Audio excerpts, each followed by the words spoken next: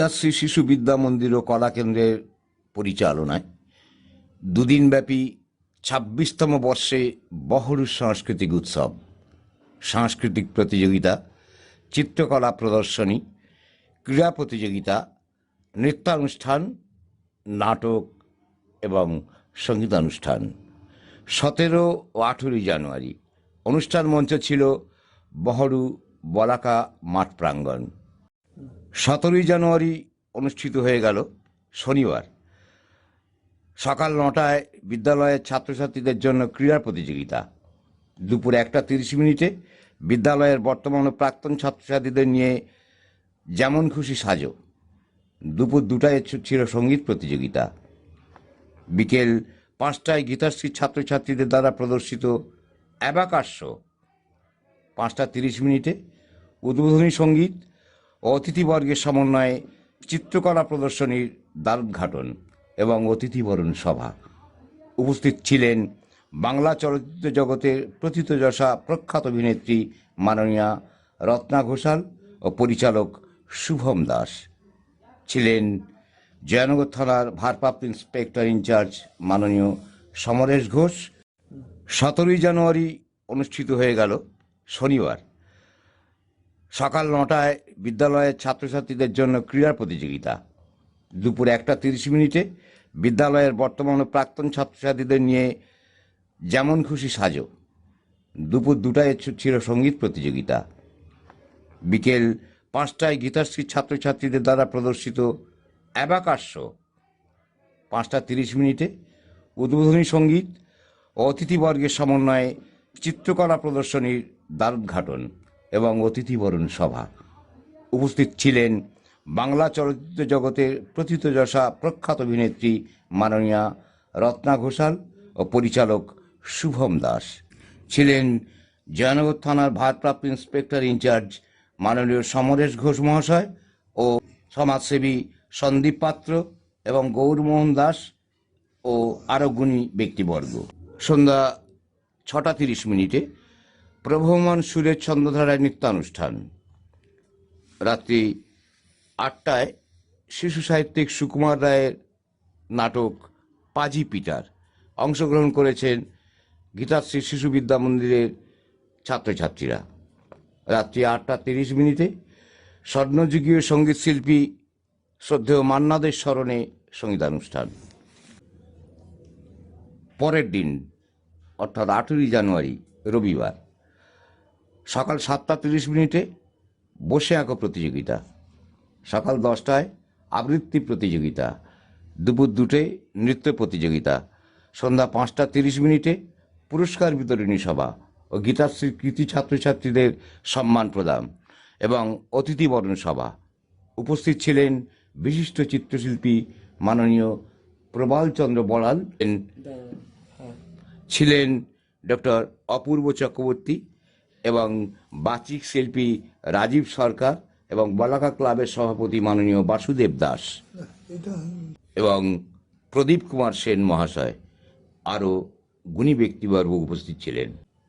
সন্ধ্যা ৬টা ৩০ গীতাশ্রী নৃত্য বিভাগের প্রযোজনায় নৃত্যনাট্য রবীন্দ্রনাথ ঠাকুরের বীর পুরুষ।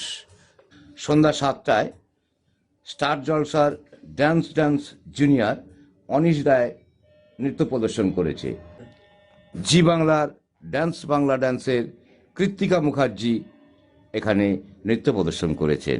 সন্ধ্যা ৮টায় একগুচ্ছ কালজয়ী বাংলা গানের সংকলন নিয়ে অনুষ্ঠিত হয়েছে সঙ্গীতানুষ্ঠান। এই রকম আরও অনেক সামাজিক চিত্রধারণ দেখার জন্য YouTube channel news Purbatara TV চ্যানেলটি সাবস্ক্রাইব, কমেন্ট, শেয়ার, লাইক দিয়ে পাশে থাকবেন।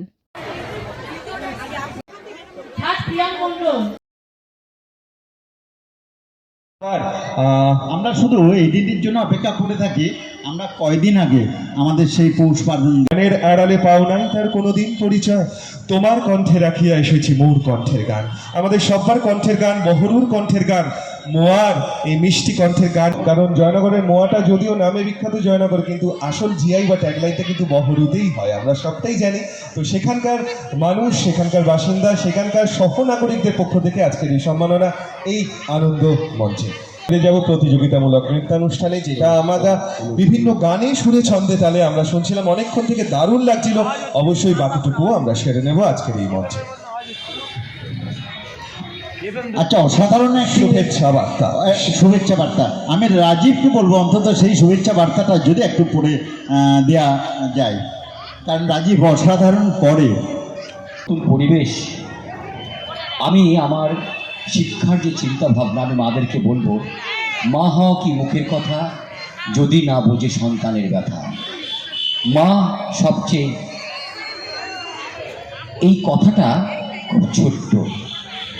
তা মা যারা হয়েছেন, আজকে আমি যেখানে যাবেন অনেক দূর, সবাই ব্যস্ত, তার কারণে এরপরে প্রচুর প্রোগ্রাম।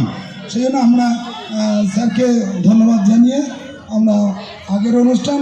আর একটা কথা বলি, আমাদের প্রদীপবাবু এবং রাজীববাবু আমাদের মঞ্চের সঞ্চালনার জন্য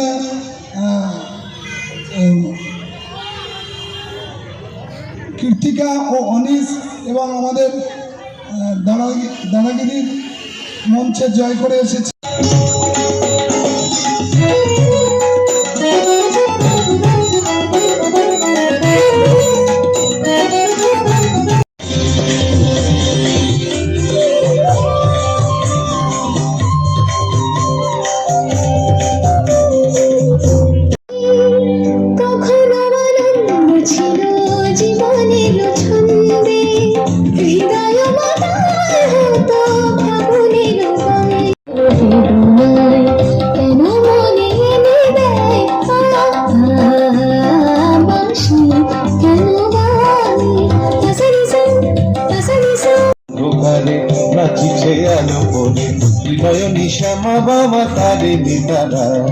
তুলিছে মেদিনী ত্রাসে বিকট অট্ট হাসে, তুলিছে মেদিনী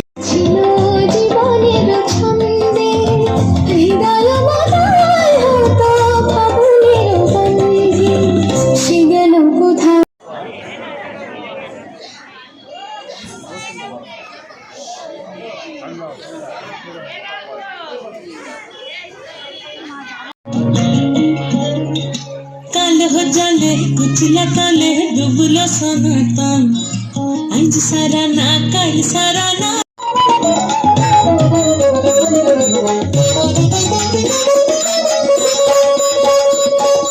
কে তুমি তন্দ্রা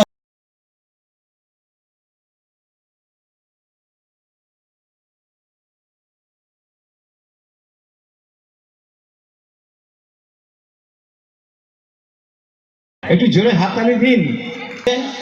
ওরা অত্যন্ত আপ্লুত, ওরা সেই গড়িয়া থেকে এসেছে। আর এত সুন্দর দর্শকদের কাছে পেয়ে সত্যি আপ্লুত, খুব ভালো লাগছে।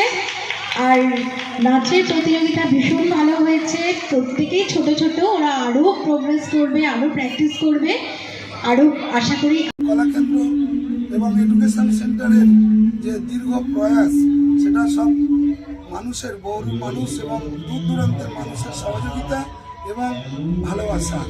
আর কি বলবো, মোটামুটি আমাদের যে চিত্র প্রদর্শনীর যে ছাত্রছাত্রীরা আছে, তাদের সাহস, সেই সাহস নিয়ে এবং আমাদের ঈশ্বরের আশীর্বাদ ও কৃপা আজকের এটা আমি আগে নিয়ে চলেছি।